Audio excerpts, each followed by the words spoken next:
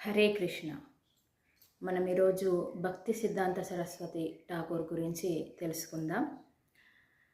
ఆచార్యుల యొక్క ఆవిర్భావ దినోత్సవం కానీ తిరోభావ దినోత్సవం కానీ మనకు చాలా ప్రత్యేకమైనటువంటివి.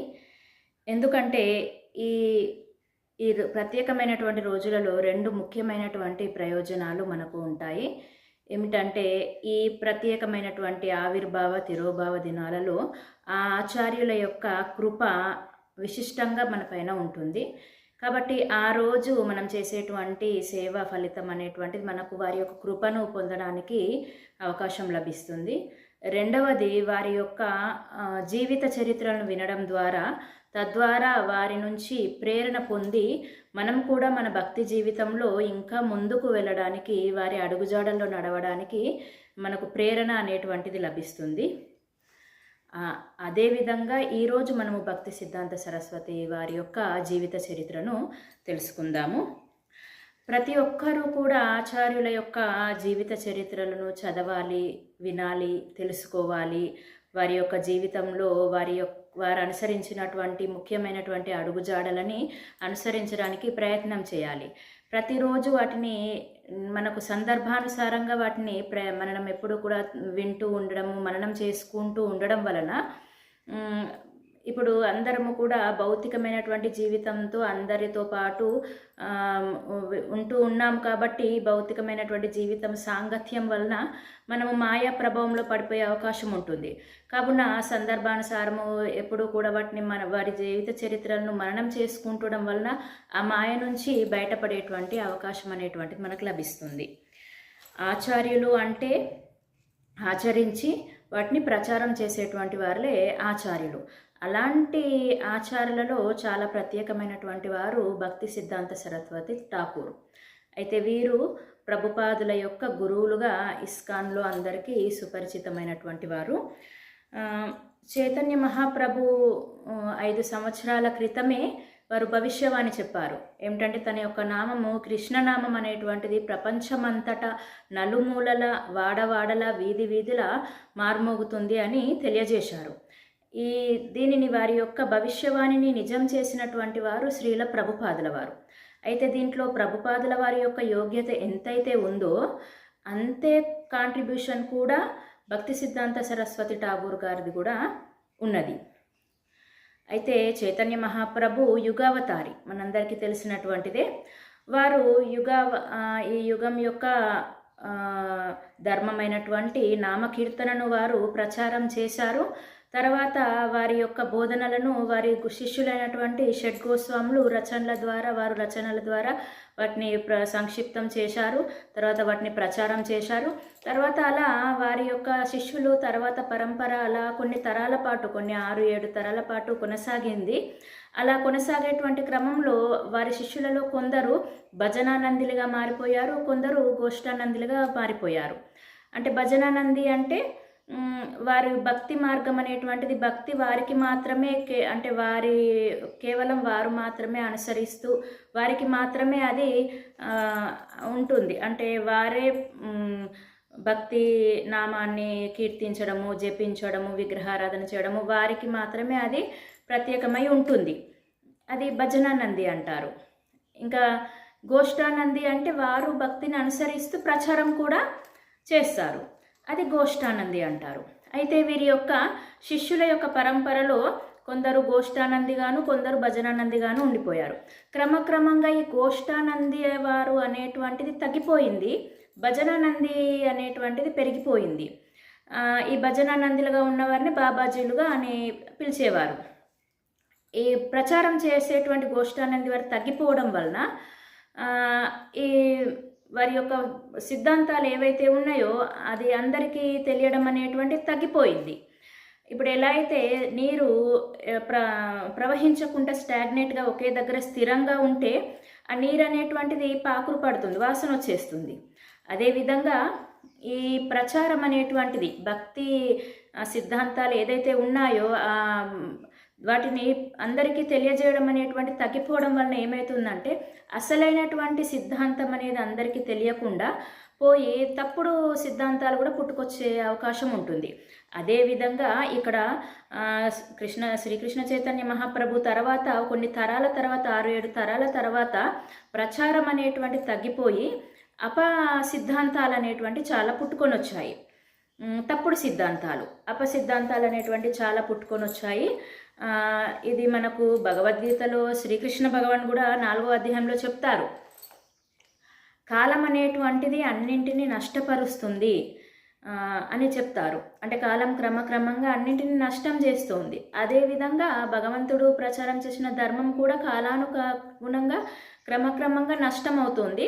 అలా నష్టమైనప్పుడు ఏమవుతుంది, తిరిగి భగవంతుడు కొన్ని సందర్భాల్లో భగవంతుడు ఆవిర్భవించడం కావచ్చు, చాలా సందర్భాల్లో భగవంతుడు తన యొక్క ఆచార్యుల ద్వారా ఈ ధర్మాన్ని తిరిగి పునఃస్థాపనం చేయడం అనేది జరుగుతుంది. అలాంటి ఆచార్యులు రామానుజాచార్యులు, మధ్వాచార్యులు అలాంటి వాళ్ళు చాలా ధర్మాన్ని పునఃస్థాపితం చేసిన వారు ఉన్నారు. అదేవిధంగా అలాంటి కోవలోకి చెందినటువంటి వారు భక్తి వినోద ఠాగూరు, ఒక గొప్ప భక్తుడు. అంటే ఇలాంటి ఎప్పుడైతే ఇక్కడ ధర్మం అనేటువంటిది ఏదైతే శ్రీ చైతన్య మహాప్రభు చెప్పినటువంటి ఆ సిద్ధాంతం అనేటువంటిది కనుమరుగైపోయి అపసిద్ధాంతాలు ఏదైతే పుట్టుకొని వచ్చాయో అలాంటి సమయంలోనే భక్తి వినోద ఠాగూరు ఒక గొప్ప భక్తుడు వచ్చారు. ఈ భక్తి వినోద ఠాగూర్ అంటే భక్తి సిద్ధాంత సరస్వతి ఠాకూర్ వారి తండ్రి. తను భక్తి వినోద్ ఠాగూరు చాలా గొప్ప భౌతికంగాను ఆధ్యాత్మికంగాను ఉన్నతమైన స్థితిలో ఉన్నటువంటి వారు. భౌతికంగా కూడా గొప్ప మెజిస్ట్రేట్. అప్పుడు బ్రిటిష్ వారి పరిపాలన కాలంలో అప్పుడు పదవీలలో 3వ పైనుంచి 3వ స్థానంలో గొప్ప స్థానంలో ఉన్నటువంటి వారు. వీరు జగన్నాథపూరిలో ఉండేవారు. జగన్నాథపూరి దేవాలయానికి కూడా ఇన్ఛార్జ్గా ఉండేటువంటి వారు. అదేవిధంగా పరమ భాగవతుడు, ఆధ్యాత్మికంగా కూడా చాలా ఉన్నతుడు. తాను అప్పుడున్నటువంటి ఆ సిద్ధాంతాలు ఏవైతే ప్రచారంలోకి వచ్చాయో అపసిద్ధాంతాలు, వాటిని చూసి చాలా బాధపడేటువంటి వారు.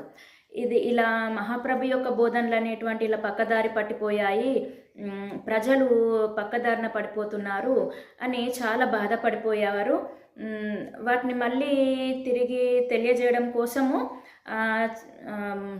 చైతన్య చరితామృతము, అదేవిధంగా భక్తి రసామృత సింధు గోస్వాములు రచించినటువంటి గ్రంథాలు, వాటన్నింటి ఆధారంగా తాను కూడా మళ్ళీ గ్రంథాలని రచించేసి ఇది మహాప్రభు చెప్పినటువంటి అసలైనటువంటి బోధనలని తెలియజేయడానికి ప్రయత్నం చేసేవారు.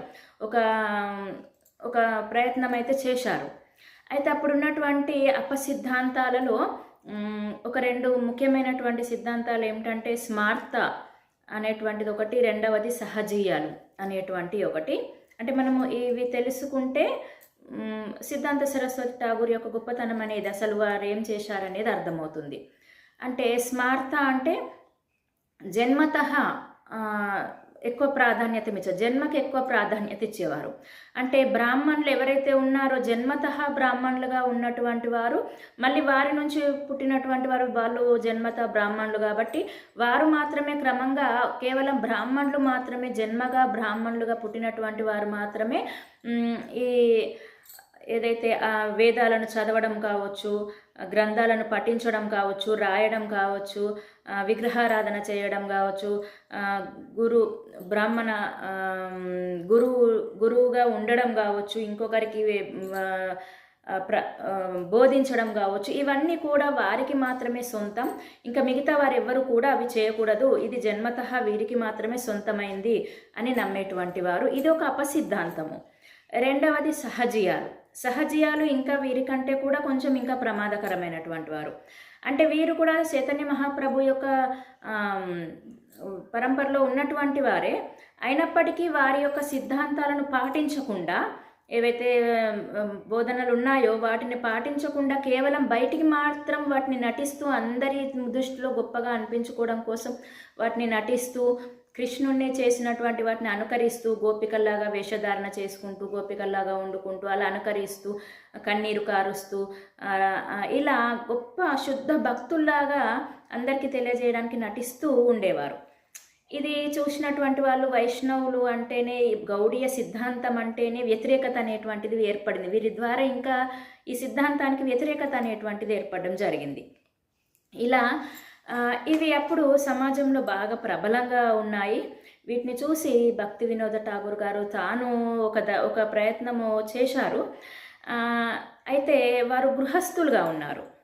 అప్పటి సమాజంలో గృహస్థులది కింది స్థాయి, సన్యాసులది పై స్థాయి. సన్యాసులునే ఏమి చెప్తే అది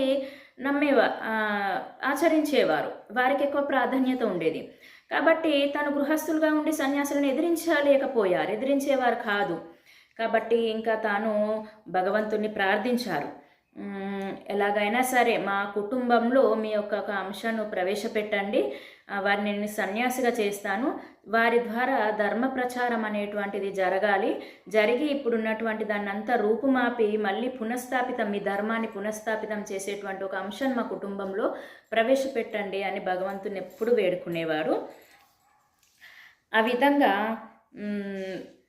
భక్తి వినోద ఠాగూర్ యొక్క ఏదైతే తన యొక్క భగవంతుణ్ణి చేసినటువంటి ప్రార్థనల ఫలితంగానే వారి కుటుంబంలో భక్తి సిద్ధాంత సరస్వతి ఠాకూర్ గారు ఆవిర్భవించడం జరిగింది. భక్తి వినోద ఠాకూర్ యొక్క భార్య భాగవతయి దేవి. వీరికి 14 మంది సంతానం. ఈ 14 మంది సంతానంలో 7వ సంతానము భక్తి సిద్ధాంత సరస్వతి ఠాకూరు. వీరు జగన్నాథపూరిలో జన్మించడం జరిగింది. వీరు జన్మించడంతో మెడలో పేగు అనేటువంటిది ఒక జంజంలాగా, ఇలా ఒక జంజంలాగా వేసుకొని పుట్టడం జరిగింది. అందరూ కూడా ఆ విధంగా ఒక జంజంలాగా వేసుకొని పుట్టడం అందరూ ఆశ్చర్యపోయారు. అంటే వారి పుట్టుక నుంచే చాలా సిమ్టమ్స్, తాను ఒక గొప్ప భక్తుడు, భగవంతుని యొక్క అంశ అనేటువంటి సిమ్టమ్స్ కనబడుతూ వచ్చాయి. తర్వాత వారి తండ్రి చాలామంది ఒక జ్యోతిషం చూపించారు, చాలామంది దగ్గర. అందరూ కూడా ఇతను చాలా గొప్ప వ్యక్తి, ఈ లోకాన్నే ఉద్ధరిస్తాడు ఇతడు అని చెప్పడం జరిగింది. ఇంకా తను చాలా సంతోషించారు. తన యొక్క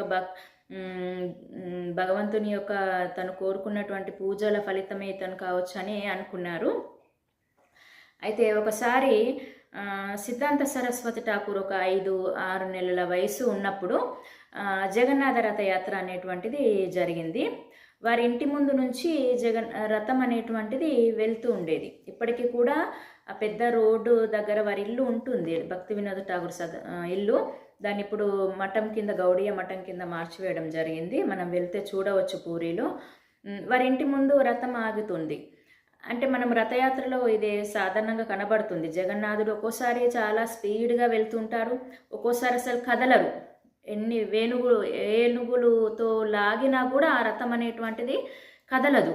ఒక్కోసారి కొన్ని గంటల పాటు ఉంటుంది, ఒక్కోసారి ఒక రోజు కూడా ఉండేటువంటి సందర్భాలు ఉన్నాయి. అయితే ఇక్కడ ఒక రోజు కాదు, 2 రోజుల పాటు, 2-3 రోజుల పాటు వాళ్ళ ఇంటి ముందు రథం అలానే ఉంటుంది. ఎంత ఏనుగులు లాగినా కూడా అది కదలదు.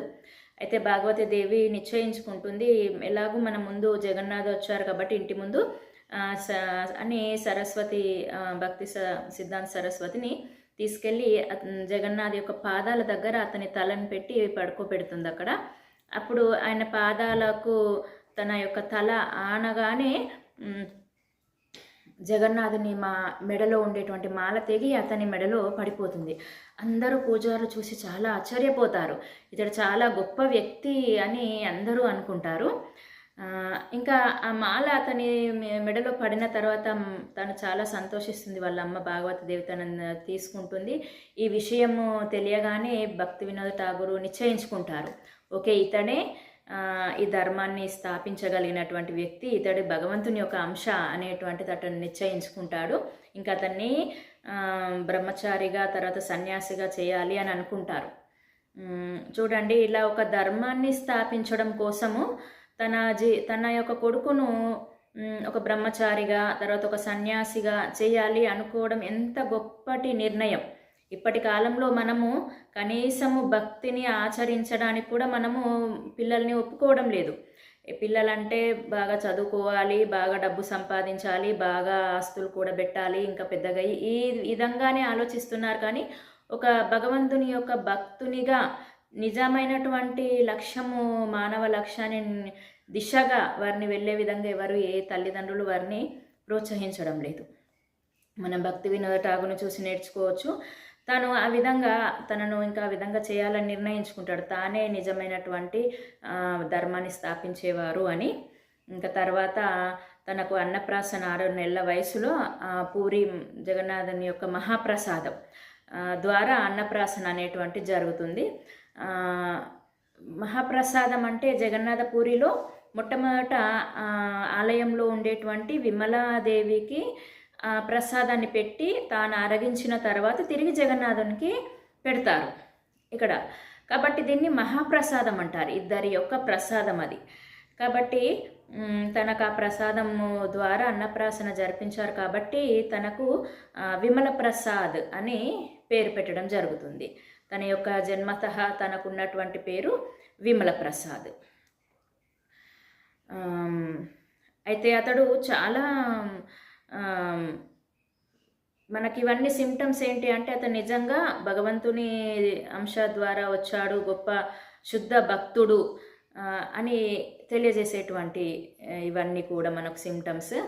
తనకు 7 సంవత్సరాల వయస్సు వచ్చేసరికి తను భగవద్గీత అంతా కూడా కంఠస్థం చేశారు. అంటే 700 శ్లోకాలు కంఠస్థ 7 సంవత్సరాల వయసులోనే 700 శ్లోకాలు, కేవలం శ్లోకాలే కాదు, దాని యొక్క భావము భాష్యము కూడా, అంటే భగవద్గీత మొత్తము కూడా శ్లోకాలు, భావము, భాష్యము అంతా కూడా కంఠస్థం చేసి అంతా కూడా చెప్పేవారు.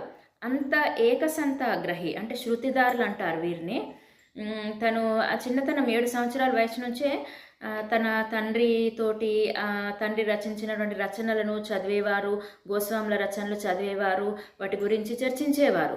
అద్వైత సిద్ధాంతం గురించి కూడా పూర్తిగా ఖండించేవారు. తనకు ఆ చిన్న వయసులోనే ఆ సిద్ధాంతం అనేటువంటి దానిపైన పూర్తి క్లారిటీ అనేటువంటిది ఉండేది. అంత గొప్ప భక్తులు వారు. అయితే ఒకసారి తనకు ఆ వయసులో ఒకసారి అంటే భక్తి సిద్ధాంత సరస్వతిలో ఉండేటువంటి ప్రత్యేకతలు, చాలా గొప్ప గుణాలు అతనిలో ఉన్నాయి, గొప్ప భక్తుడు కాబట్టి. అందులో చాలా ప్రత్యేకమైనటువంటి గుణం ఏమిటి అంటే డిటర్మినేషన్, అంటే దృఢ నిశ్చయత. ఏదైనా ఒక విషయాన్ని తాను నిశ్చయించుకుంటే ఇది చేయాలి అని అనుకుంటే ఇంకా అది జీవిత కాలం పాటు దాన్ని తూచ తప్పకుండా పాటించేవారు. అంత దృఢ నిశ్చయం అనేటువంటిది ఉండేది. మనము ఈ ఆచార్యుల ద్వారా, ఈ భక్తి సిద్ధాంత సరస్వతి ఠాగూర్ ద్వారా నేర్చుకోవాల్సిన విషయాలు చాలా ఉన్నాయి. దృఢ నిశ్చయము, ఎలా వారు ఎంత నిశ్చయంగా వారు పను చేసేవారు ఏదైనా అనుకుంటే అనేటువంటిది, వారి యొక్క కృపను మనం పొంది మనం కూడా అలా అవ్వడానికి ప్రయత్నం చేయవచ్చు. తన చిన్నతనంలో తన తండ్రి ఒకసారి మామిడి పండ్లు తీసుకొస్తారు. అయితే మామిడి పండ్లు తీసుకురాగానే తను మామిడి పండు తీసుకొని తింటాడు. అయితే భక్తి వినోద్ ఠాకూర్ తనని అంటే మందలిస్తారు, అంటే కొట్టడు, బాగా గట్టిగా కూడా అన్నారు, చిన్నగా చెప్తారు, ఇలా తినకూడదు, మనము ప్రసాదం భగవంతునికి పెట్టి తర్వాత మనం తినాలి, ఇది ముందుగా భగవంతునికి పెట్టాలి, అంటే ఇవన్నీ భగవంతుడు మనకు ప్రసాదించాడు కాబట్టి మనం భగవంతునికి పెట్టి తర్వాత తినాలి, లేదంటే అది దొంగతనం చేసినట్టు అవుతుంది అని చెప్తారు. అప్పుడు నేను చాలా అపరాధం చేశాను, నేను భగవంతునికి ప్రసాదం పెట్టకుండా నేను తీసుకున్నాను, ఇది చాలా పెద్ద అపరాధం, కాబట్టి నేను చేసినటువంటి అపరాధానికి గాను ఈ రోజు నుంచి నేను ఇంకా మామిడి పండ్లు అనేటువంటి తినను అని నిశ్చయించుకుంటాడు. ఆ చిన్న వయసులో అతడు అప్పుడు తీసుకున్నటువంటి ఆ నిర్ణయం పైన అతడు దృఢంగా ఉంటాడు. అప్పుడు తీసుకున్న నిర్ణయం అప్పటి నుంచి తన జీవితకాలం పాటు తను పాటిస్తాడు. తన జీవితంలో ఇంకెప్పుడు కూడా మామిడి పండ్లు అనేటువంటిది తినలేదు. తన శిష్యులు ఎప్పుడైనా తనకు మామిడి పండ్లు ఇచ్చినప్పటికీ కూడా తీసుకునేవాడు, తీసుకొని మళ్ళీ భగవంతునికి పెట్టేసేసి మళ్ళీ వేరే వారికి ఇచ్చేవాడు, అంతేకాని తను ఎప్పుడు కూడా తినలేదు. అది అతనిలో ఉండేటువంటి దృఢ నిశ్చయం. ఇంకొకసారి తనకు 13 సంవత్సరాల వయస్సు వచ్చిన తర్వాత ఆ వయస్సులో తన యొక్క స్నేహితులతోటి ఒక చిన్న అసెంబ్లీ గ్రూప్ అనేటువంటిది ఏర్పాటు చేసుకుంటారు. ఆగస్ట్ అసెంబ్లీ అనేటువంటి ఒక గ్రూపు. ఆ గ్రూప్ యొక్క ఉద్దేశం ఏమిటి అంటే అందులో ఉండేటువంటి వాళ్ళందరూ కూడా కేవలం ఆధ్యాత్మిక విషయాలనే చర్చించేవారు. ఏ భౌతికమైన విషయాలను కాకుండా ఆధ్యాత్మిక విషయాలనే చర్చించేవారు. ఇంకొక నియమం ఏమిటి అంటే ఆ గ్రూప్లో ఉండేవారందరూ కూడా ఆ జన్మ బ్రహ్మచారిగా ఉండాలి అనేటువంటి ఒక నిర్ణయం తీసుకున్నారు. అయితే చాలామంది అందులో చేరారు. అయితే క్రమంగా ఒకరొకరు అందులో నుంచి డ్రాప్ అవుతూ వివాహం చేసుకొని వెళ్ళిపోవడం జరిగింది. చివరిగా మిగిలినటువంటి ఆ గ్రూప్లో ఒకే ఒక వ్యక్తి భక్తి సిద్ధాంత సరస్వతి ఠాకూర్. అంటే తాను తీసుకున్న ఆ నిర్ణయం ఏదైతే ఉందో చిన్న నిర్ణయం కాదు, అది బ్రహ్మచారిగా ఉండడము అనేటువంటిది. జీవితాంతం మామిడి పండ్లు తినను అనేటువంటిది కూడా చిన్న నిర్ణయం ఏమి కాదు. అంత చిన్నతనంలో తీసుకున్నప్పటికీ దాన్ని జీవితాంతం తాను పాటించారు. అలా తన యొక్క నిర్ణయం దృఢం నిశ్చయంగా ఉండేవాడు. అంత డిటర్మినేషన్ తోటి తాను ఉండేవారు. తర్వాత 16 సంవత్సరాల వయసు వచ్చినప్పుడు తాను కాలేజీలో చేరారు. సాంస్క్రిట్ కాలేజ్ ఆఫ్ కలకత్తా అని కాలేజీలో చేరారు. ఆ కాలేజీలో తాను యూనివర్సిటీ టాపర్గా వచ్చారు. అంటే తన చదువులో కూడా చాలా టాప్గా ఉండేవారు. సాంస్క్రిట్లో, మ్యాథ్స్లో, ఇంగ్లీష్లో, జ్యోతిష్యంలో చాలా ప్రావీణ్యం గడించారు. ఆ 16 సంవత్సరాల వయసులోనే సూర్య సిద్ధాంత అనేటువంటి జ్యోతిష్య శాస్త్రానికి సంబంధించిన పుస్తకానికి కామెంటరీ రాస్తారు అతను. దానిని అక్కడ భారతదేశంలో ఉండేటువంటి జ్యోతిష శాస్త్రంలో ప్రావీణ్యులైనటువంటి వాళ్ళందరూ కూడా, మేధావులందరూ కూడా చూసి ఒక 100 సంవత్సరాల కాలానికి ముందుగా జరిగేటువంటి విషయాలన్నీ తాను ఎంత చిన్న వయసులో ఏ విధంగా రాయగలిగారు, ఎంత ప్రావీణ్యం అతనికి ఉంది అని చాలా ఆశ్చర్యపోతారు. ఇతర సామాన్యమైన వ్యక్తి కాదు, ఇతని చాలా మేధస్సు చాలా గొప్పది అని వాళ్ళు గ్రహించి అతనికి ఆ 16 సంవత్సరాల వయస్సులో అతని యొక్క మేధస్సుకును గాను, జ్ఞానానికి గాను అతనికి ఒక బిరుదు ఇస్తారు. సిద్ధాంత సరస్వతి అనేటువంటి బిరుదును ఇవ్వడం జరుగుతుంది. అంటే సిద్ధాంత సరస్వతి అనే బిరుదు భారతదేశంలో చాలా గొప్ప బిరుదు. ఇప్పటి కాలంలో మనం భారతదేశంలో భారతరత్న, పద్మశ్రీ ఎంత గొప్పదో, దేశంకి పెద్ద గొప్ప బిరుదు ఎలా ఉన్నదో అప్పుడు కూడా సిద్ధాంత సరస్వతి అనేటువంటి బిరుదు అంత గొప్పది. అలా అతనికి సిద్ధాంత సరస్వతి అనే బిరుదు రావడం జరిగింది. విమల ప్రసాద్ కాస్త సిద్ధాంత సరస్వతిగా పిలవడం జరిగేది. తర్వాత తన చదువు అయిపోయిన తర్వాత మేఘాలయ త్రిపుర దగ్గర ఒక జాబ్ చేస్తారు, తను పని చేస్తారు. జాబ్ ఏంటంటే ఆ రాజు యొక్క రాకుమారులు ఎవరైతే ఉన్నారో వాళ్ళ ఇంట్లో ఉండేటువంటి వారికి ఇంగ్లీషు, సాంస్క్రిట్ ఇవన్నీ నేర్పించడం. అవి నేర్పించడంతో పాటు వారి యొక్క రాజుల యొక్క వారి పరంపరలో, వారి వంశంలో ఉండేటువంటి వారి యొక్క అందరి జీవిత చరిత్రల ఆత్మకథలు అనేటువంటిది రాయడము. క్రమంగా పరిపాలనలో కూడా ఇంకా ఇవన్నీ చేస్తూ క్రమంగా అతని పరిపాలనలో కూడా సహాయం చేయడం, సలహాలు ఇవ్వడం కూడా చేసేవాడు. అతని యొక్క మేధస్సుకు రాజులు కూడా చాలా మెచ్చుకునేవారు, సంతోషించేవారు. అయితే తర్వాత క్రమంలో అతను గుర్తించాడు, నేను ఇలా ఉండడం ద్వారా నా టైం అంతా వృధా అయిపోతుంది, ఇది కాదు నేను చేయాల్సింది, నేను భక్తి జీవితంలో నేను వెళ్ళాలి అని తను నిశ్చయించుకొని ఇంకా రాజుకు చెప్పేసి తాను ఆ పదవి నుంచి బయటకు వచ్చేస్తాడు. అప్పుడు రాజు కూడా తన చేసినటువంటి సేవలకు సంతోషించి, నీవు లేకపోయినా సరే, మాకు ఇప్పుడు సేవ చేయకపోయినా సరే నీ జీవితాంతం నేను మీకు పెన్షన్ ఇస్తాను అని చెప్తారు. తర్వాత ఒక 2-3 సంవత్సరాల తర్వాత ఇంకా సిద్ధాంత సరస్వతి ఆ పెన్షన్ వద్దని చెప్తారు. ఇంకా తను వద్దు, నేను పెన్షన్ పని చేయకుండా తీసుకోను, ఆపివేయమంటే ఇంకా ఆ పెన్షన్ ఆపివేస్తారు. అలా తాను భౌతికమైన జీవితం నుంచి అన్నింటి నుంచి విరమించేసుకొని ఆధ్యాత్మిక జీవితాన్ని గడపడానికి నిశ్చయించుకుంటారు. ఒకసారి జగన్నాథ్ దాస బాబాజీ గారు పూరికి వస్తారు.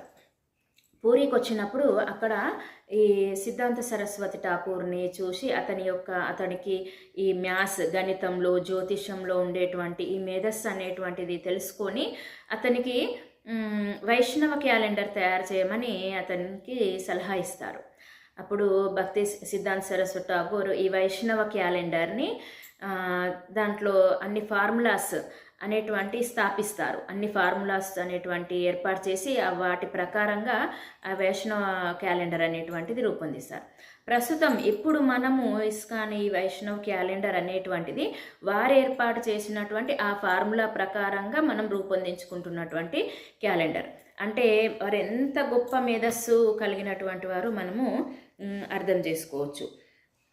ఇంకా సిద్ధాంత సరస్వతి ఠాకూర్కి దేశవ్యాప్తంగా ఒక గొప్ప పేరు తీసుకొచ్చినటువంటి సంఘటన ఏంటంటే, మనం చెప్పుకున్నాం అపసాంప్రదాయం ఏవైతే ఉన్నాయో, ఈ స్మార్తులు అనేటువంటి వారు జన్మపరంగా అంటే బ్రాహ్మణులు మాత్రమే కేవలం అన్ని ఏవైనా వేదాలు కావచ్చు, చదవడం కావచ్చు, బోధించడం కావచ్చు, గురువులుగా అవ్వడం కావచ్చు, వారు మాత్రమే చేయాలి, వైష్ణవులకు మిగతా ఎవరికి కూడా ఈ అర్హత లేదు అనేటువంటి సిద్ధాంతం వాళ్ళు దాన్ని ప్రచారం చేస్తుండేవారు. అయితే ఒక గొప్ప చర్చ, డిబేట్ అనేటువంటిది జరిగింది భారతదేశ వ్యాప్తంగా. ఈ అంశం పైన చర్చ జరిగింది. బ్రాహ్మణులు ఈ విధంగా వాదించేవారు, లేదు వైష్ణవులే ఇంకా గొప్ప, వైష్ణవులు అయ్యారంటే వాళ్ళు బ్రాహ్మణుల కంటే ఇంకా గొప్ప అన్నట్టు. జన్మతః అనేటువంటిది ఏమీ లేదు, అది మనం చేసే కర్మ ప్రకారం ఉంటుంది. ఎవరైనా చదవవచ్చు, భగవంతుడు చెప్పిన జ్ఞానాన్ని ఎవరైనా స్వీకరించవచ్చు, నేర్చుకోవచ్చు, ఎవరికైనా చెప్పవచ్చు. ఇది అంటే సాక్షాత్తుగా భగవద్గీతలో భగవంతుడు కూడా చాతుర్వర్ణ్యం మయా సృష్ట గుణ కర్మ విభాగశః అని చెప్పారు. జన్మతః అని భగవంతుడు చెప్పలేదు. దేన్ని బట్టి విభజించారు అంటే గుణాన్ని బట్టి, కర్మలను బట్టి. వాళ్ళు బ్రాహ్మణులు అంటే బ్రహ్మతత్వాన్ని అందరికీ తెలియజేసేవారే బ్రాహ్మణులు అని అర్థం. అయితే ఎవరు తెలియజేస్తారు అంటే కర్మలు, గుణాలు బ్రాహ్మణత్వంగా ఉన్నవారు తెలియజేస్తారు. అది జన్మతః కాదు, తన యొక్క కర్మను బట్టి, గుణాన్ని బట్టి నిర్ణయించబడుతుంది. అయితే ఇది వీరిద్దరి మధ్య జరిగినటువంటి చర్చ. దీనికి భారతదేశ వ్యాప్తంగా అందరూ కూడా హాజరయ్యారు. ఈ వైష్ణవుల యొక్క తరపున వాదించడానికి భక్తి వినోద ఠాగూరు ఉన్నారు. అయితే అనుకోకుండా తను మంచం జబ్బుపడి ఇంకా లేవలేనటువంటి స్థితికి వచ్చేస్తారు. ఇంకా అక్కడ వైష్ణవుల తరపున వాదించడానికి ఇంకా అతన్ని మించి ఇంకెవరు కూడా ముందుకు రాలేకపోయారు. ఇది ఒక గొప్ప అవకాశము, కానీ అక్కడ ఎవరు ఇంకా కూడా ముందుకు రాలేరు.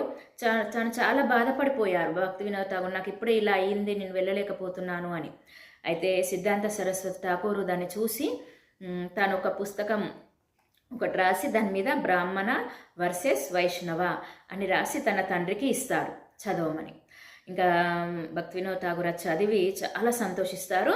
ఇంకా నువ్వు ఖచ్చితంగా వెళ్ళి నువ్వు మాత్రమే దాన్ని కరెక్ట్గా చేయగలవు, అపసిద్ధాంతాన్ని పారదోలగలుగుతావు, నువ్వు కరెక్ట్ తగినటువంటి వ్యక్తివి అని అతన్ని పంపిస్తారు. అక్కడ 3 రోజుల పాటు చర్చ అనేది జరుగుతుంది. ఇంకా భక్తి సిద్ధాంత సరస్వతి ఠాకూర్ చాలా గొప్ప వక్త, సింహగురు అంటారు. భక్తి వినోద ఠాగూర్ని సింహగురు, సింహంలాగా చెప్పేవారు. ఏ విషయాన్నైనా ఖచ్చితంగా చెప్పేవారు, ఎవరికి భయపడేవారు కాదు. ఏదైనా తప్పు జరిగితే ఆ తప్పును వెంటనే ఖండించేవారు. ఎదుట వ్యక్తి ఎలాంటి వారు, ఏమిటి అనేటువంటిది భయం అనేటువంటిది లేకుండా ఎదుటివారు తప్పు చేస్తే నువ్వు తప్పు చేస్తున్నావు, ఇది నీది తప్పు అని చెప్పి దాన్ని ఖండించి దాన్ని సరిచేసేవారు. అంత గొప్ప వ్యక్తి, అంత ధైర్యవంతుడైనటువంటి వ్యక్తి. అందుకే సింహగురు అని పిలిచేవారు. ఇంకా తను దానికి అధ్యక్షత వహిస్తారు వైష్ణవుల తరపున. 3 రోజులలో తను ఎలా దాన్ని తీసుకొస్తారు చర్చకు అంటే, మొదటి రోజు బ్రాహ్మణుల యొక్క గొప్పతనాన్ని చెప్తారు. అందరూ బ్రాహ్మణులు చాలా సంతోషిస్తారు, ఇతను ఎంత మంచిగా చెప్తున్నారు అని అందరు మెచ్చుకుంటారు అతను చెప్పేటువంటి దాన్ని. 2వ రోజు వైష్ణవుల యొక్క గొప్పతనాన్ని చెప్తారు, ఇంకా దాన్ని కూడా అంగీకరిస్తారు వాళ్ళు. ఇంకా 3వ రోజు బ్రాహ్మణుల కంటే వైష్ణవులు ఎలా గొప్పవారు, వైష్ణవులు అయ్యారంటే ఆటోమేటిక్గా అందులో బ్రాహ్మణులుగా అయిపోయారని అర్థం. వైష్ణవులు కూడా అంటే ఎవరైనా కూడా కర్మ ప్రకారము వాళ్ళు చేసేటువంటి కర్మానుగుణంగా ఎవరైనా కూడా భగవంతుని యొక్క జ్ఞానాన్ని స్వీకరించి తాను ప్రచారం చేయగలిగేటువంటి ఆ లక్షణం తనలో ఉన్నట్లయితే ఎవరైనా కూడా దాన్ని ప్రచారం చేయవచ్చు, ఎవరైనా గురువులుగా ఎవరైనా ఉండవచ్చు అనేటువంటి దాన్ని తను సక్సెస్ఫుల్గా అక్కడ చాలా విజయవంతంగా అన్ని శాస్త్రాల అనుసారంగా, శాస్త్రాల్లో ఉండేటువంటి ఆధారాలను చూపిస్తూ దాన్ని స్మార్తుల యొక్క సిద్ధాంతాన్ని ఓడిస్తారు.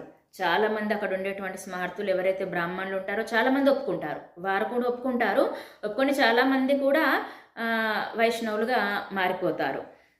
అంటే ఇది మనం ఇప్పుడు ప్రస్తుతము మనం ఇప్పుడు ఈ విధంగా అన్ని చదువుకుంటున్నాము, విగ్రహారాధన చేస్తున్నాము. ఇప్పుడు ప్రస్తుతం అంటే ఇది ఈ బ్రాహ్మణము, క్షత్రియం ఇవంటి లేకుండా ఎవరైనా కూడా అన్నీ చేస్తున్నాము, ఎవరైనా కూడా అన్నీ చదువుకుంటున్నాము, అన్నీ చేయగలుగుతున్నాము అంటే దానికి కారణము ఇది మన గొప్పతనం కాదు. ఇది వాళ్ళు ఒకప్పుడు ఈ గురువులు, ఆచార్యులు దానికి అంత కష్టపడి అప్పుడునే ఈ సిద్ధాంతం ఏదైతే ఉందో అపసిద్ధాంతాన్ని దాన్ని దాన్ని ఓడించారు, దాన్ని తప్పు అని ప్రూఫ్ చేశారు. వాళ్ళు శాస్త్రాల ప్రకారము, అందులో ఉండే ఆదాల ప్రకారము ప్రూఫ్ చేసేసి ఇప్పుడు అందరూ కూడా భగవంతుణ్ణి సేవించుకోవడానికి అవకాశము లభించేలా చేయగలిగారు.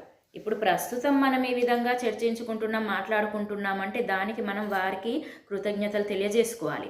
భక్తి సిద్ధాంత సరస్వతి ఠాకూర్కి జై. ఇలా వారు అప్పుడే ఆ విధంగా వారిని ఓడించేసి వారు చెప్పే సిద్ధాంతం తప్పు అనేటువంటిది వారు ప్రూఫ్ చేసేశారు. అయితే ఆ యొక్క సంఘటనతోటి సిద్ధాంత సరస్వతి ఠాకూర్ యొక్క పేరు భారతదేశ వ్యాప్తంగా మారిమోగిపోయింది. వారి యొక్క గొప్పతనం అనేటువంటి, ఎంత గొప్పవారు అనేటువంటిది మారుమోగింది. అందరూ కూడా వారిని దర్శించుకోవడానికి, వారి యొక్క పాద ధూళిని తీసుకోవడానికి వచ్చారు చాలామంది. ఇంకా వారిని కంట్రోల్ చేయడం అనేది పోలీసులకు కూడా సాధ్యం కాలేదు. ఇంకా వారు పోలీసులు ఏం చేశారు, ఒక 10 బకెట్ల నీళ్ళు తీసుకొచ్చి అందులో వారి యొక్క పాదాలను పెట్టేసేసి ఈ నీళ్ళని అందరి మీద చల్లేసేసి వారిని పంపించేశారు. అలా ఈ యొక్క సంఘటన ద్వారా సిద్ధాంత సరస్వతి ఠాకూర్ యొక్క పేరు అనేటువంటిది చాలా భారతదేశ వ్యాప్తంగా వారి పేరు అనేటువంటిది వచ్చేసింది వారి పేరుకి. అయితే ఒకసారి గౌరకిషోర్ దాస్ బాబాజీ వీరు 6 నెలలు మాయాపూర్లో ఉండేవారు, 6 నెలలు పూరిలో ఉండేవారు అన్నట్టు. ఒకసారి పూరికి వస్తారు వారు. పూరికి వచ్చినప్పుడు ఈ భక్తి వినోద్ ఠాకూర్ దగ్గరకు వచ్చేవారు. భక్తి వినోద్ ఠాకూరు పరమ భాగవతుడు, భాగవతం చాలా బాగా ప్రవచనం ఇచ్చేవారు. సాయంత్రం తను ప్రవచనం చెప్తుంటే వారి ఇంటికి వచ్చి వీరు వినేవారు రోజు. అయితే వారు వచ్చినప్పుడు ఒకసారి సిద్ధాంత సరస్వతి ఠాకూర్ని చూసి చాలా సంతోషించి తనకు ఒక హ్యాట్ ఉంటుంది, ఆ హ్యాట్ ఇస్తాడు అతనికి. రాధాదేవి, రాధే అనేటువంటి ఒక లాకెట్ ఉంటుంది, అది ఇస్తారు. తాను చేసేటువంటి ఆ జపమాల ఏదైతే ఉంటుందో అది కూడా జపమాల బీడ్ అనేటువంటిది కూడా ఇస్తారు. ఇంకా చిన్న సాంగత్యంతో సిద్ధాంత సరస్వతి ఠాకూర్కి వారి పట్ల మంచి అభిమానం, అట్రాక్షన్ అనేది ఏర్పడుతుంది, వాళ్ళ పట్ల ఆకర్షణ ఏర్పడుతుంది, వారి పట్ల అభిమానం ఏర్పడుతుంది. ఇంకా తర్వాత వారు వెళ్ళిపోయిన తర్వాత వారి తండ్రితోటి భక్తి వినోద్ ఠాకూర్ తోటి అంటారు, ఈ గౌరకిషోర్ దాస్ బాబాజీ చాలా మంచివారు కదా, చాలా గొప్పవారు కదా అని చెప్తారు. ఇంకప్పుడు తాను అంటారు కదా, కరెక్ట్, అతను చాలా వైరాగ్యంలో గొప్పవారు, చాలా సింపుల్గా ఉంటారు, చాలా గొప్ప భక్తులు, కాబట్టి నీవు వారి దగ్గర దీక్ష తీసుకో, వారిని నువ్వు గురువుగా స్వీకరించు అని చెప్తారు. ఇంకా వెంటనే తన అలా నిశ్చయించుకుంటారు. మనకు తెలుసు సిద్ధాంత సరస్వతి ఠాకూర్ ఒకసారి నిర్ణయించుకుంటే దాన్ని ఖచ్చితంగా చేస్తారు, ఫాలో అవుతారు. కాబట్టి ఇంకా తాను తనను గురువుగా స్వీకరించడానికి తన దగ్గరికి వెళ్ళి అనుమతి తీసుకోవడానికి వెళ్తారు. అయితే గౌరకిషోర్ దాస్ బాబాజీ చాలా వైరాగ్యాన్ని కలిగి ఉంటారు. ఈ భౌతికవాదులతో ఎవరితో కలిసేవారు కాదు, ఎవరితో మాట్లాడేవారు కాదు, తను ఒంటరిగా ఉండేవారు. ఎవరు కూడా తనను వచ్చి, అంటే తన బాబాజీ కాబట్టి వచ్చి తనకు ఆశీర్వాదాలు ఇవ్వమని, తన కష్టాలు ఇవి అని చెప్పుకుంటూ తన టైం వేస్ట్ చేస్తారని ఎవరిని కూడా దగ్గరికి రానిచ్చేవారు కాదు. అలా రాకుండా ఉండడానికి తాను ఊరి బయట ఒక మురికి ప్రదేశంలో ఉండేవారు. అలా మురికి ప్రదేశంలో ఉంటే ఎవరు వచ్చేవారు కాదు కదా, అందుకని అలా ఉండేవారు అన్నట్టు. అయితే వారిని కలవడానికని అక్కడ ఎక్కడైతే ఉంటారో అక్కడికి వెళ్తారు. అక్కడ ఇంకా తాను ఊడ్చుకుంటూ ఉంటారు, తన ప్లేస్ అంతా కూర్చోవడానికి మంచిగా చేసుకుంటూ ఉంటారు. ఇంకా సిద్ధాంత సరస్వతి ఠాకూర్ వెళ్ళి తనకు నమస్కారం చేసి, మీరు నాకు దీక్ష ఇవ్వాలి, నేను మిమ్మల్ని గురువుగా స్వీకరిస్తున్నాను అని మాట్లాడతారు. వెంటనే గౌరకిషోర్ దాస్ బాబా చాలా నవ్వుతారు. నేనే నీకు గురువేంటి, నువ్వు పెద్ద మేధావి, అన్ని భాషల్లో జ్యోతిష్యంలో ప్రావీణ్యం కలిగినటువంటి వారు, నీకు సిద్ధాంత సరస్వతి అనే ఒక బిరుదు ఉంది, భారతదేశ వ్యాప్తంగా నీకు మంచి పేరు ఉంది, అంత గొప్ప మేధావికి నాకు చదువు రాదు, గౌరకిషోర్ దాస్ బాబాజీకి తన పేరు కూడా రాసుకోలేరు, చదువు రాదు. నేను ఇంత బికారిని, చదువు రానివని నీకు నేను గురువుని అవ్వడం ఏమిటి? లేదు, నేను గురువుని కాదు, నీకు దీక్ష ఇవ్వను, నేను గురువుగా నేను శిష్యునిగా నేను స్వీకరించను అని చెప్తారు. అయినా కానీ తను నిశ్చయించుకున్నారు తననే గురువుగా చేసుకోవాలని.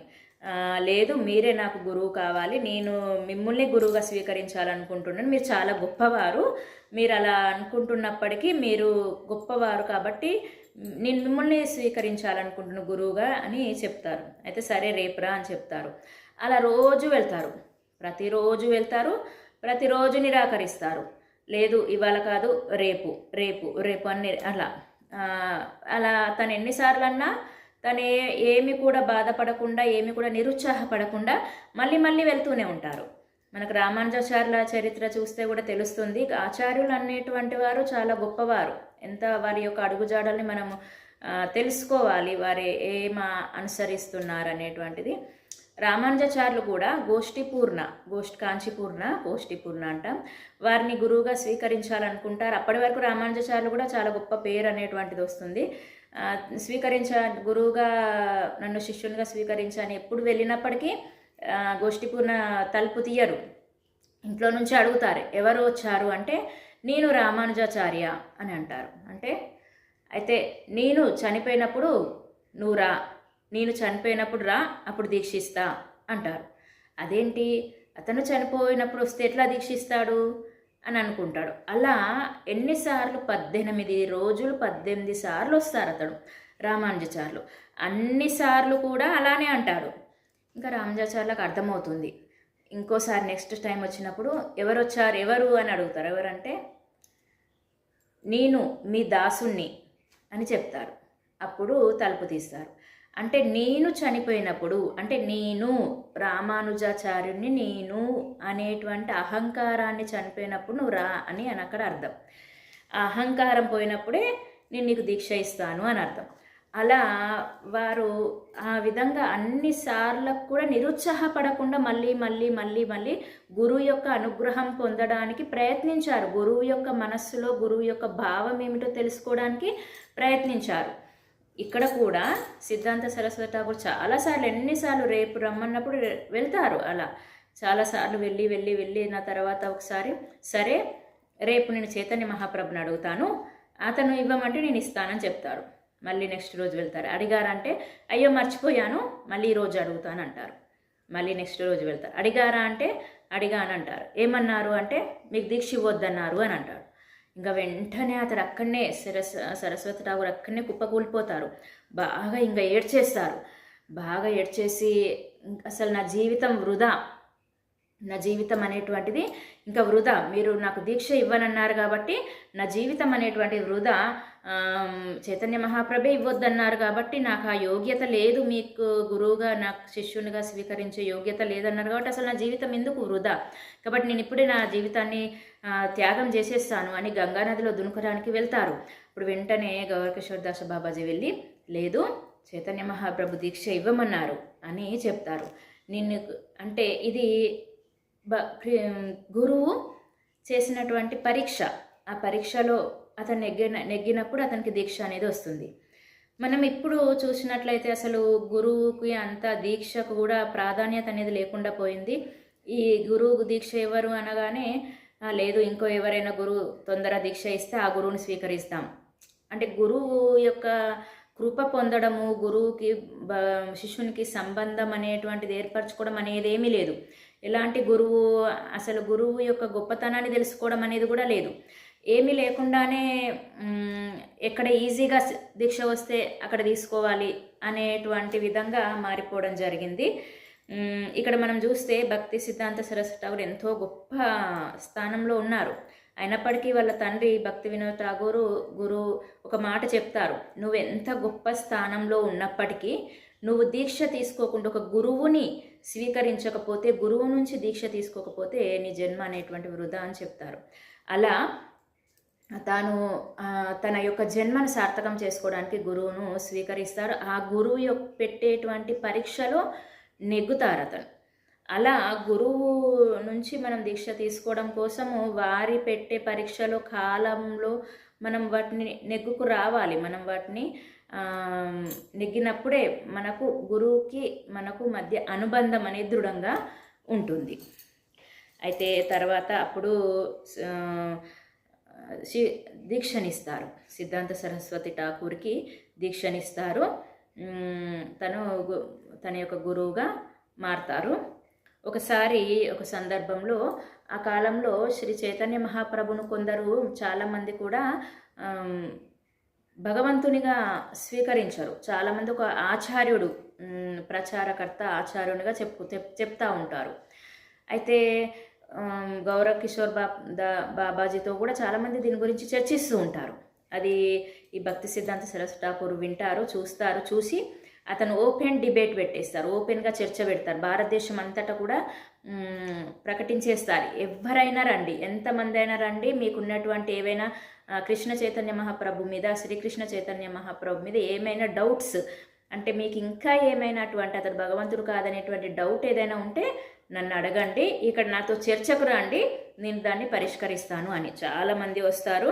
అందరికీ కూడా శాస్త్రంలో ఉండేటువంటి ఆధారాల ప్రకారం రుజువు చేస్తూ శ్రీకృష్ణ చైతన్య మహాప్రభు యుగావతారి, ధర్మాన్ని స్థాపితం చేయడానికి, తెలియజేయడానికి వచ్చినటువంటి అవతారి అనేటువంటి ప్రూవ్ చేస్తారు. అలా తాను అందరికీ కూడా చైతన్య మహాప్రభువుని భగవంతునిలాగా ప్రూఫ్ చేస్తారు. అప్పుడు గౌరకిషోర్ దాస్ బాబాజీ చాలా సంతోషిస్తారు. అతని యొక్క ప్రతిభను స్వయంగా చూసి సంతోషించి తనని ప్రభు అని పిలుస్తారు. అంటే తన శిష్యున్నే ప్రభు అని పిలుస్తారు అన్నట్టు. అంటే గురువు ద్వారా తనను ప్రభు అని పిలుచుకున్నటువంటి ఒక గొప్ప వ్యక్తి భక్తి సిద్ధాంత సరస్వతి ఠాకూర్. అంటే గురువు యొక్క హృదయాన్ని గెలుచుకున్నాడు సిద్ధాంత సరస్వతి ఠాకూర్. నిజానికి ప్రతి భక్తుడికి ఎప్పుడు సార్థకత వస్తుంది తన యొక్క శిష్యునిగా అంటే, శిష్యునికి ఎప్పుడు సార్థకత వస్తుంది అంటే గురువు యొక్క మనస్సును గెలుచుకున్నప్పుడే నిజమైనటువంటి సార్థకత. అలా భక్తి సిద్ధాంత సరస్వతి ఠాకూర్ తన యొక్క గురువు యొక్క హృదయాన్ని గెలుచుకుంటారు. అయితే తర్వాత భక్తి సిద్ధాంత సరస్వతి ఠాకూర్ ఇంకా తాను ప్రచారం చేయాలి, భక్తిని ప్రచారం చేయాలి అని నిర్ణయించుకుంటారు. అలా నిర్ణయించుకున్నప్పుడు తన యొక్క గురువుగారి యొక్క అనుమతి తీసుకుంటారు గౌరకిషోర్ దాస్ బాబాజీ. అప్పుడు అంటారు కదా గురువుగారు, నువ్వు ఇంకా నామాన్ని బాగా, భగవంతుని యొక్క నామాన్ని ఇంకా బాగా ఆశ్రయం తీసుకోవాలి, నామాశ్రమం ఆశ్రయం అనేటువంటిది తీసుకోవాలి, దాని తర్వాత నువ్వు భక్తిని ప్రచారం చేయాలి అని చెప్తారు. అప్పుడు తను నిశ్చయించుకుంటారు, ఒకటి, నేను 9 సంవత్సరాల పాటు భగవంతుని నామ ఆశ్రయాన్ని తీసుకుంటాను అని నిశ్చయించుకొని నవద్వీప్కి వెళ్తారు. మాయాపూర్ వెళ్ళి అక్కడ చంద్రశేఖరాచార్య ఇంటి ముందు ఒక చిన్న గుడిసె అనేటువంటిది వేసుకొని ఆ గుడిసెలో భగవంతుని నామాన్ని జపం చేస్తారు. హరే కృష్ణ హరే కృష్ణ కృష్ణ కృష్ణ హరే హరే, హరే రామ రామ రామ హరే హరే అంటూ నామాన్ని రోజుకి, ఒక రోజులో 192 మాలల్ని జపం చేస్తారు. నామాన్ని జపం అంటే 1,00,000 నామాన్ని జపం చేస్తారు. ప్రతిరోజు 1,00,000 నామం, 192 మాలలు జపం చేసిన తర్వాత మళ్ళీ గంగకు వెళ్ళి స్నానం చేసి మళ్ళీ వచ్చి కూర్చొని మళ్ళీ జపం చేయడం స్టార్ట్ చేస్తారు. రోజుకు ఒక పూట మాత్రమే తినేవారు. ఇలా 9 సంవత్సరాల పాటు. ఎంత కఠోరమైన తపస్య చూడండి. అంటే ఏదైనా ఒక పెద్ద విషయాన్ని సాధించాలి అని అనుకున్నప్పుడు దానికి ముందు చాలా ప్రిపరేషన్స్ అనేటువంటి అవసరం. ఎలాంటి ప్రిపరేషన్ లేకుండా ఒక మంచి విషయాన్ని, ఏదైనా ఒక విషయాన్ని సాధించలేం మనం. ఇప్పుడు తాను అప్పుడున్న అపసంప్రదాయాన్ని చాలా వరకు తొలగించారు. ఇంకా భగవంతుని యొక్క ఏవైతే బోధనలు ఉన్నాయో వాటిని ప్రచారం చేయడానికి నిర్ణయించుకున్నారు. కాబట్టి అంత పెద్ద కార్యాన్ని తాను చేయాలి అనుకున్నప్పుడు ముందుగా దానికి సరిపోయేటువంటి, దానికి కావలసినటువంటి అన్నింటిని కూడా సమకూర్చుకున్నారు. దానికి కావలసినటువంటి ఏవైతే ఉన్నాయో తను చేసే తపస్య ద్వారా. ప్రతి ఒక్కరి జీవితంలో తపస్య తప్పనిసరి అవసరం. తపస్య లేకుండా ఏమి మనము సాధించలేము. అతను ఎంత 1,00,000 నామాలు చేశారు. మనము భగవంతుడు నామాన్ని, ఒక నామము చేయడానికి అసలు చాలామంది వెనకాడుతున్నారు సమయం లేదు అని. అలాంటిది భక్తి సిద్ధాంత సరస్వతి ఠాకూర్ ఒక 192 మాలలు చేశారంటే అది అంత చిన్న విషయం కాదు. అలా 9 సంవత్సరాల పాటు, ఇంకా వర్షాకాలంలో 4 నెలలు వర్షం పడుతుంటే ఇంకా గుడిసెను రిపేర్ చేయాలంటే దానికి ఒక టైం కేటాయించాల్సి వస్తుంది. ఆ టైం కేటాయించినప్పుడు ఇక్కడ మాలలు తగ్గిపోతాయి కాబట్టి ఎండ వచ్చిన గుడిసెల్లో నుంచి వర్షం నీళ్లు కారిన ఒక గొడుగును పెట్టుకునేవారు. తను ఆ గొడుగును ఒక చేత్తో పెట్టుకొని ఇంకో చేత్తో నామం చేసేవారు. అంతేకాని తన కోసం అంటూ ఇంకా వేరే దానికోసం సమయం అనేటువంటి కేటాయించేవారు కాదు. అలా 9 సంవత్సరాల పాటు భగవంతుని నామాన్ని ఆశ్రయం తీసుకున్నారు. నామమే అన్నింటికి ముఖ్యమైనటువంటిది. అన్ని విషయాలను కూడా అన్నింటినీ కూడా చేయగలిగినటువంటిది ఈ కలియుగంలో నామమే. ఇప్పుడు మనకు భక్తి సిద్ధాంత సరస్వతి ఠాకూర్ యొక్క జీవితం ద్వారా తెలుస్తుంది. అందరి ఆచార్యుల యొక్క జీవితం తెలుసుకున్నా కూడా ఈ నామాశ్రయమే తీసుకుంటారు అందరూ. మనకు కూడా మనకు ఆధ్యాత్మిక భౌతికమైనటువంటి జీవితంలో కూడా మన సక్సెస్ మనం ఏది చేయాలన్నా మనకు నామమే తప్పించి ఇంకా మిగతా ఏది కూడా మనల్ని ముందుకు తీసుకెళ్ళలేదు. కాబట్టి ఇది కూడా మనము వారి జీవితం నుంచి నేర్చుకోవాలి. ప్రతిరోజు వీలైనంత వరకు నామాశ్రయం తీసుకోవడానికి ప్రయత్నం చేయాలి. తర్వాత 1914లో వారి తండ్రి భక్తి వినోద్ ఠాగూర్ చనిపోతారు. తర్వాత నెక్స్ట్ ఇయర్ 1915లో గౌరకిషోర్ దాస్ బాబా తన గురువు గారు కూడా చనిపోతారు. ఇంక ఇద్దరు చనిపోవడంతో కొంచెం తాను చాలా బెంగ పెట్టుకుంటారు. ఇంకా ఎలా నేను ముందుకు వెళ్ళాలి అంటే ఇంకేం ప్రచారం ఇంకా ప్రారంభించలేదు, ఎలా ముందుకు వెళ్ళాలి అని ఇంకా తాను అనుకుంటుంటే ఒకసారి రాత్రి కలలో తనకి పంచతత్వ కనపడతారు. అంటే చైతన్య మహాప్రభు, నిత్యానంద మహాప్రభు, అద్వైత మహాప్రభు, అద్వైతాచార్య, గదాధర పండితు, శ్రీవాస్ ఠాకూర్ అందరూ కొనకబడి నీవేమో ధైర్యపడవద్దు, మేమున్నాం మేము నీ వెనక ఉన్నాము, నువ్వు ముందుకు వెళ్ళు, ఇంకా నీకు ఎలాంటి భయం అనేటువంటిది లేదు అని చెప్తారు. ఇదే విషయము ప్రభుపాదుల జీవితంలో కూడా మనకు కనబడుతుంది. మనం వారి జీవితంలో చూస్తే వారు జలదూతలో ప్రయాణం చేస్తుంటే 2 సార్లు హార్ట్ అటాక్ వస్తుంది. ఇంకా 3వ సార్లు హార్ట్ అటాక్ వస్తే మనిషి ప్రాణం ఉండదు.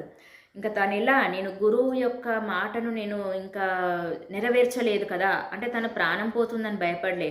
తన గురువు యొక్క ఏదైతే ఇచ్చారో వాగ్దానం మాట చేయమని నాకు చెప్పారో నేను దాన్ని నెరవేర్చలేకపోతున్నాను బాధపడుతుంటే ఆ రోజు కలలో, రాత్రి కలలో స్వయంగా కృష్ణుడే వచ్చి నీవేం బాధపడకు, నీకేమీ కాదు, నీ వెంట నేనున్నాను అని అతని కలలో చెప్పి ఆ నౌకని, జలదూత నౌకని స్వయంగా కృష్ణుడే నడిపించి అట్లాంటిక్ మహాసముద్రాన్ని దాటివేస్తారు.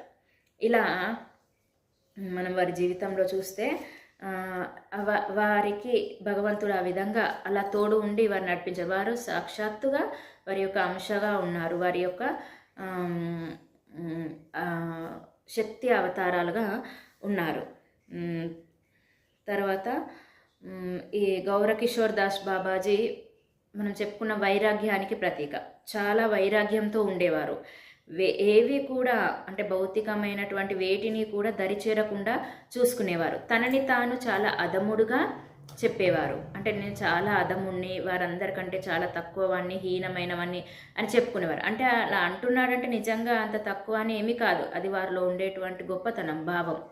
తను అప్పుడప్పుడు అంటూ ఉండేవాడు, నేను చనిపోతే కూడా నాకు ఒక తాడు కట్టేసి నన్ను ఈ జగన్నాథపురి వీధిలో ఉండి తీసుకెళ్ళండి, అప్పుడు ఆ భక్తులు నడిచినటువంటి ఆ ధూళంతా నా శరీరానికి తాకి నేను పవిత్రం అవుతాను అని అంటుండేవారు.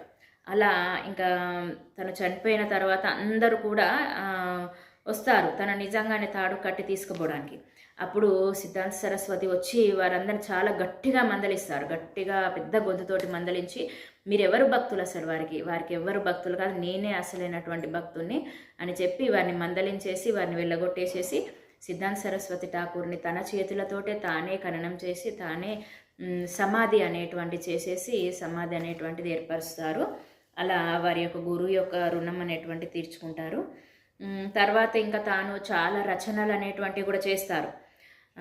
సంస్కృతంలో, ఇంగ్లీష్లో కూడా చాలా ప్రతిభ కలిగినటువంటి వారు సిద్ధాంత సరస్వతి ఠాకూర్. తను ఇంగ్లీష్లో రాసినటువంటి రచనలు చూస్తే అసలు మనకు బ్రహ్మ సంహిత ఇంగ్లీష్లో తను రాస్తారు. అది చూసినట్లయితే మనకు వర్డ్స్ చాలా పదాలు అనేటువంటి డిక్షనరీ వెతుక్కోవాలి దాని అర్థం తెలవాలి అంటే. అసలు మనం విననటువంటి పదాలే ఉంటాయి చాలా, ఒక 70% మనకి ఎప్పుడు వినని పదాలు. అంటే మళ్ళీ ఆ వర్డ్స్ కూడా నోరు తిరగనటువంటి విధంగా అంత హార్డ్గా అంత పెద్ద పెద్ద వర్డ్స్ ఉంటాయి. ఆ బ్రిటిష్ వాళ్ళు కూడా ఈయన యొక్క రచనలు చూసి చాలా ఆశ్చర్యపోయారు. వాళ్ళే డిక్షనరీ వెతుక్కొని చూసుకునేవారు దీని యొక్క అర్థం ఏమిటి అని. అంత మేధావి, ప్రతి భాషలో అతనికి ఎన్ని భాషలు వచ్చో అతనికే తెలియదు. అంత ఫ్లూయెన్స్గా అంత బాగా మాట్లాడేవారు, ఇంగ్లీష్లో మాట్లాడేవారు. బ్రిటిష్ వాళ్ళతోటి వాళ్ళకు చెప్పేవారు. గ్రంథ ప్రచారం అనేటువంటిది, మతాల గురించి మత గ్రంథాల గురించి రాసేవారు రచనలు అనేటువంటి. తాను ఒక మ్యాగజైన్ కూడా నడిపేవారు, పత్రిక, డైలీ న్యూస్ పత్రిక నడిపేవారు, వీక్లీ మ్యాగజైన్ నడిపేవారు, మంత్లీ మ్యాగజైన్ నడిపేవారు.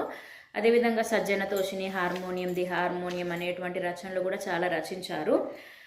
తర్వాత ఇంకా తాను ప్రచారం చేయడానికి నిశ్చయించుకుంటారు. అయితే ప్రచారం చేయాలంటే మనం ఇంతకుముందు తెలుసుకున్నట్టు అప్పటి సమాజంలో సన్యాసికి ఎక్కువ ప్రాధాన్యత. తాను చెప్పినటువంటిది సమాజంలో చాలా అందరూ ఆచరించేవారు కాబట్టి తను సన్యాసం తీసుకొని ప్రచారం చేయాలని నిర్ణయించుకుంటారు. అయితే అప్పటి వరకు ఈ మన సాంప్రదాయంలో సన్యాసులు అనేటువంటి వాళ్ళు లేకుండా పోయారు. అందరూ బాబాజీలే, అంటే భజనానందిలే ఉన్నారు. ఎవరి భజన, ఎవరికి కీర్తన, ఎవరి చేసుకుంటూ ఉన్నారు. కానీ ఎవరు గురువులుగా లేరు, సన్యాసులుగా ఎవరు లేరు. ఇంకా మిగిలిన అన్ని అపసాంప్రదాయాలు ఉన్నాయి. కాబట్టి తన యొక్క గురువు యొక్క ఫోటో పెట్టుకొని ఆ గురువు ఫోటో ముందే తనకు తాను సన్యాసం స్వీకరించుకొని తన యొక్క పేరుకు ముందు భక్తి పెట్టుకుంటారు. భక్తి సిద్ధాంత సరస్వతి ఠాకూర్ అని పేరు వస్తుంది. అంటే ఇది మనము అనుకరించకూడదు. తాను ఒక గొప్ప పనిని చేయడం కోసం ఆ విధంగా చేశారు. అంతేగాని మనము భక్తి సిద్ధాంత సరస్వతి ఠాకూర్ అలా చేసుకున్నారు కాబట్టి మనంగా చేసుకోవచ్చు అని కాదు.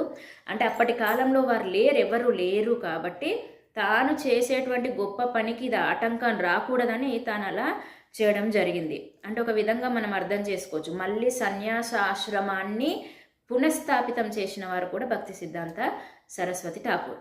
ఆ విధంగా మొట్టమొదట సన్యాసిగా, ఈ సాంప్రదాయంలో సన్యాసిగా మారి ప్రచారం చేయడం స్టార్ట్ చేశారు. ఇంకా తాను సన్యాసిగా మారడంతో నెక్స్ట్ డేనే కలకత్తాకు వెళ్ళిపోయారు. అక్కడ ఆ ఒక రోజులోనే గౌడీయ మఠాన్ని రిజిస్టర్ చేశారు. గౌడీయ మఠం భవనం అనేటువంటిది కొన్నారు. గౌడీయ మఠం అనేటువంటిది స్థాపించేసేసారు.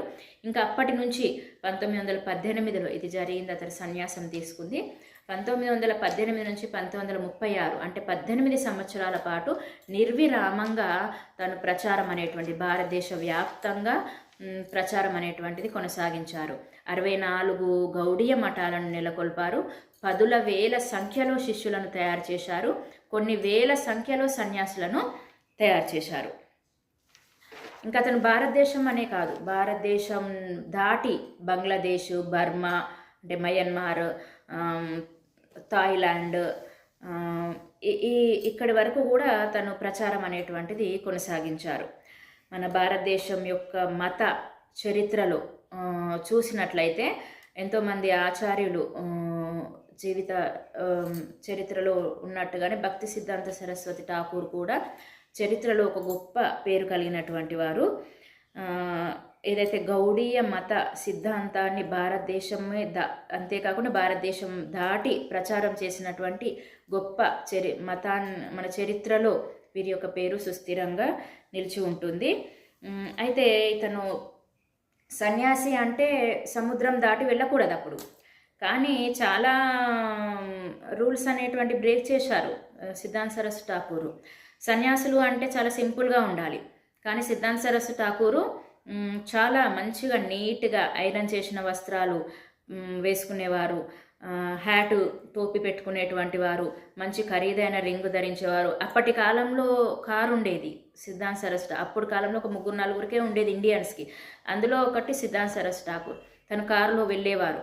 అంటే ఇవన్నీ ఎందుకు అంటే అప్పుడైతే బ్రిటిష్ వారు ఎవరైతే ఉన్నారో ఆ బ్రిటిష్ వారిని కూడా ఇన్ఫ్లుయెన్స్ చేయడం కోసం, ప్రభావితం చేయడం కోసం, వారితో మాట్లాడడానికి వారి వలె తను కూడా వేషధారణ వేసుకొని వెళ్ళి, అంటే అప్పుడు మాత్రమే వారు అనుసరించి వారిని అలో చేసేవారు కాబట్టి వారికి అలా చేసేవారు. ఇలా చాలా రూల్స్ని బ్రేక్ చేశారు సిద్ధాంత సరస్వతి ఠాకూర్. అంటే మనం కూడా వాళ్ళు అలా చేశారు కాబట్టి రూల్స్ బ్రేక్ చేయాలని కాదు, ఇక్కడ వారు ఒక ప్రత్యేకమైన ప్రయోజనం కోసము అది చేసి దాన్ని సాధించారు. ఆ విధంగా సముద్రాలు కూడా దాటకూడదు అనేది ఉంది.